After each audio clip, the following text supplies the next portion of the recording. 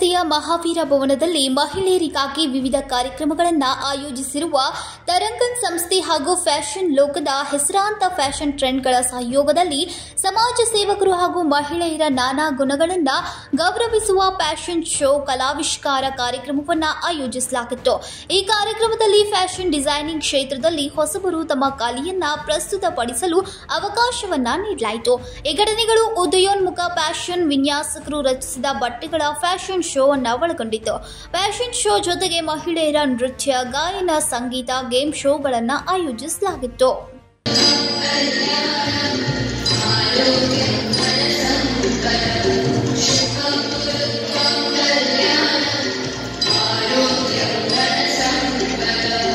स्वागत आणि इथे बसलेले सर्व श्रोते। तर फॅशन शो म्हटलं तर याच्यामध्ये आविष्कार होतच असतात आणि तारंगण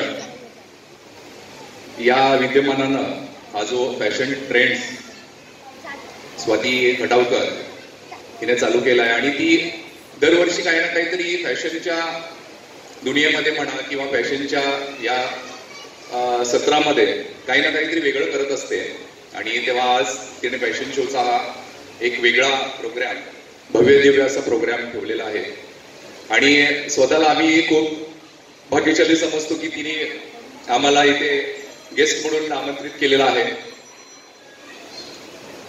आणि फॅशन म्हटलं तर मुलांचं सांगायला गेलं तर आधी बॅगी पॅन्ट होती, नंतर स्ट्रेट पॅन्ट आली, नंतर स्लिम स्ट्रेट किंवा असं बऱ्याच गोष्टी आल्या।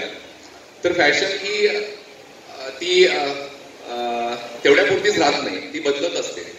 तसंच आपल्याला पण सुद्धा फॅशन मध्ये थोडा एक्सपेरिमेंट किंवा नवीन नवीन काहीतरी करत राहिलं पाहिजे, असाच हा फॅशन शोचा हेतू असतो।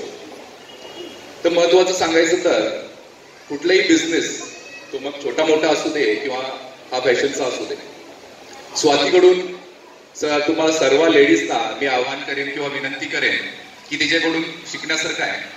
कुठला बिझनेस कुठल्या लेवलपर्यंत घेऊन जायचा असतो आणि तसेच विजय सर त्यांचे मिस्टर स्वातीचे,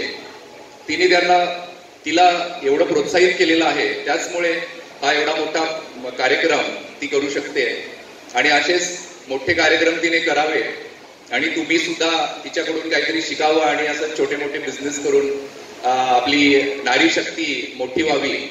आणि तसेच यापुढे स्वातीला काही मदत लागत असेल तर आम्ही ती करायला कायम उपस्थित राहणार आहोत। धन्यवाद। ಅಲ್ಲದೆ ಈ ಕಾರ್ಯಕ್ರಮದಲ್ಲಿ ಬೆಳಗಾವಿ ಜನತೆಗೆ ಉರಿ ಬಿಸಿಲಿನಲ್ಲಿ ನೀರು ನೀಡಿದ ಬೆಂಕನಹಳ್ಳಿ ಗ್ರಾಮ ಪಂಚಾಯಿತಿ ಅಧ್ಯಕ್ಷ ಯಲ್ಲಪ್ಪ ಪಾಟೀಲ್ ಹಾಗೂ ದಡಪನ್ ಚಿತ್ರದ ಪ್ರಮುಖ ಪಾತ್ರಧಾರಿ ಶಶಿಕಾಂತ್ ನಾಯಕ್ ಅವರನ್ನ ಶಾಲು ಹೊದಿಸಿ ಬ್ಯಾಡ್ಜ್ ನೀಡಿ ಸನ್ಮಾನಿಸಲಾಯಿತು। ಮಹದೇವ್ ಪವಾರ್, ಕನ್ನಡಮ ನ್ಯೂಸ್ ನೆಟ್ವರ್ಕ್, ಬೆಳಗಾವಿ।